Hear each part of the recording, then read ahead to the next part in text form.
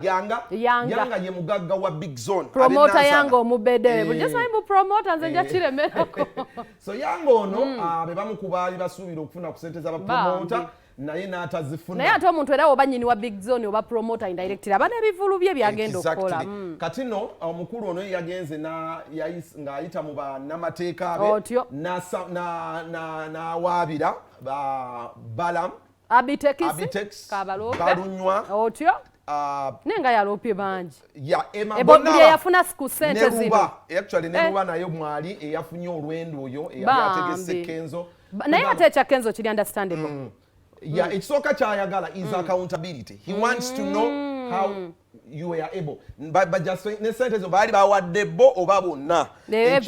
Ayagala afande na Lweso akiyingiremu so that this money has to really reach. Neno mulimu sente zo lya nozeerira zino nazo twazeeriride. Walidde composition. Abalidde inzo sanga nasanzeyo oli nampayo 10 naye. Kale katsoka tufune Yanga nga watunyonnyola ku nsonga zino ebintu abitutte mu court. Abitutte mu court. All right. Amateeka gafuga association ndibwe nga bakutumye ku mulimu odzaayo report n'ogamba bakama bange n'oyita olukiiko ezo lwa executive oba olw'abantu bonna general meeting n'obanyonyola esente zaaliwo twazitema bwetuti ne bwetuti ne zifikako oba tezamala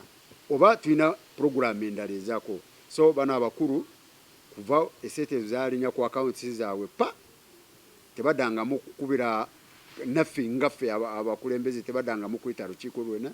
tebayitanga gundi yona meeting yona era tubayekangira ku ma TV tubekangira mu radio era nga basiga n'ekifaananyi ekibi nnyo ku bapromota babayise abanywibo b'enguuli babayise abanywibo abatimbe b'ebipande bagemi bankuba era nga babayise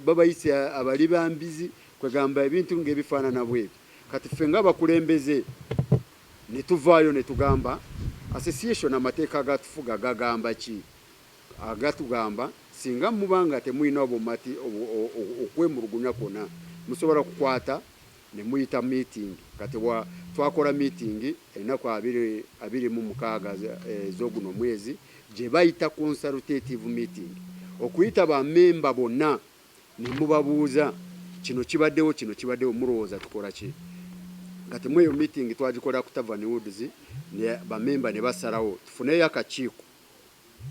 akakiiko ko tufunemu chairman tumuwa abantu 6 batandika okutwala mu maaso ensonga zino nga banyonyereza era ne banteeka mu bwesige mbere chairman w'akakiiko ako ne mwami Paulo Katongole tukwataganya ensonga ezo era kwe kutandika eno baluwa kati process esooka abakulu tulina omukutu ogutugata fena tulina n'ogwa executive era twabayita nga tuyitira mu mukutu egyo abamu ne tubakubira amasimu nga sekinoomu abamu tebakyakwata amasimu gaffe era tebajja ngezezaako okwogera ne Ruba kubanga ye chairman wange nzamuddako naye ndowooza olunaku lwe yankwata yangamba ali bize nja kuddamu nkubire nga lwafe agira nenziramu okumukubira nga takwata nenkubira Abitex namukubira nga avana ku TV emuje namulabanga njagala kumubuuza lwaki ofuna time y'amawulire notafuna time y'okunyonyola bamemba bo n'atankwata igulu nagezaako okukubira Kavuma nga ngenda one of the TVs n'atankwata so tulinga bali frustrated so olabanga twagala kuyitira muki mu mateeka gano agavuga association ffe twavuddeyo kusinziira ku position zaffe nkugambye nze vice president executive board Katongole ye vice president national so tikubeera kuzimba muti okuba kukolera abantu abakulonda ne bakuteeka mu bwezi tebanga tebajja waliwo step endala eddako eno ye first step kati tujja kugenda ku second step third step mpaka wekigwera amateeka bwebanga gagamba esente bajja kuzikomyawo bajja kuzikomyawo abagenda eggulu tulwanirire sente twali abantu 108 oba nfuna bulungi General Salimu Sale n'agamba nti akawumbi akamu n'obukadde 2 abantu bano abazze 108 balabeka basinze okubeera mu mbeera enzibu bafuneko ku ssente ezo kubanga ffe twawaguza embeera gye tulimu etususse nafunye naye naweereddwako buweebwa ku lisiti nga Katongole saabaddeko wabula omuvubuka oli bamuyita Dennis Muwuluzi promota gwe baawa essente emiliyoni 20 naliwo era nekyeke nagifuna saalimu bwe baamala okgenda ku feezi ene ne bamanya nti obumbi 5 n'obukadde 6 zigudde ku akawunti kakati tusoke tubbe abaafuna ssente bali abakadde bo bonna tubakole ki ne baleeta kaddiiro nga kagamba Pulezidenti Museveni yagambye abaafuna tebajja kukola ki nali ngenda ku reactinga bubi nnyo nga sifunye ssente nga banzijje ku lisiti nga Paulo Katongole naye nagamba bwe naakola ekintu kino nja kuba nfiiriza abantu abangi abatagenda kukola ki baleme kufuna ssente twakikanyako executive ne bammemba baffe aba NPA mu madaala gaabwe nga buli omu alina okufuna ssente kakati ebyembi bwe bagenda mu vetting committee ne tulinda bakomewo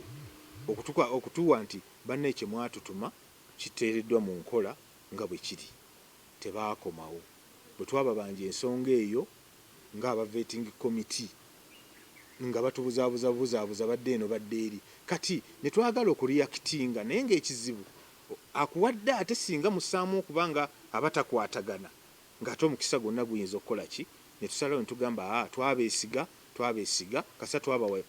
procedures ne tubawa engeri gye bagenda okugabamu ssente ezo katukkirize ssente bazigabe kijja kuggwa bulungi ne tubeesiga kubanga twabatunuuliranga n'abamu bafunyeko ku ssente nga tulaba bajja kukozesa ekyo bagambe nti n'abanaku bano tukatubawe tutuukirize nga bakama baffe kuba ffe twali bakama baabwe nga ffe ba representative baffe. Kale, there you go. Yeah, ensonga z'aba promoters zikyagenda mu maaso tukyayongera okuba nti tuzirondoola. Yanga ali ku executive mbadde n'ekiteeso naye kankireke kasita ebigambo bya mukulu Yanga babiwulidde bambi ndowooza njagala nnyo abantu abasaasira ku bannaabwe ono atugambye amazima nagamba nenze nafuna ku ssente naye waliwo yampaako obuyo balekuwaako munno yamwako miliyoni emu nga womanyi nti munno bambi mwalwana naye tafunye naye ku ssente bwe yafuna era bwali butono compared ku bantu ze baafuna. Kale, thank you so much. Katoyongereyo ndowooza mu mboozi endala tukube yala neeke.